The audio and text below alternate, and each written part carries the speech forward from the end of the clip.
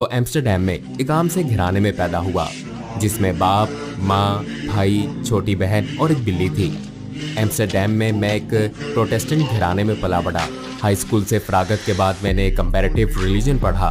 मैं चंद साल एक उस्ताद रहा हॉलैंड में और ख़ुसूसन मेरी ज़िंदगी में बहुत सी चीज़ें थीं। जब मैं एक अमूमी नज़र डालता हूँ और जब इस्लाम की बात आई तो मैं सियासी तौर पर फ्रीडम पार्टी की तरफ से सरगर्म हो गया। मैं पार्लियामेंट का मेंबर बना और बिलाखिर मैंने एक इस्लाम मुखालिफ किताब लिखने का फैसला किया। इसका आगाज एक इस्लाम मुखालिफ किताब से हुआ, फिर ये खुदा की तलाश में बदली और एख्तिताम मेरे मुसलमान होने पर हुआ। आपकी जिंदगी ईमान के लिहाज से कैसी थी? आपका किस पर ईमान था? मुसलमान होने से पहले मैं इस्लाही चर्च से एक प्रोटेस्टेंट ईसाई था।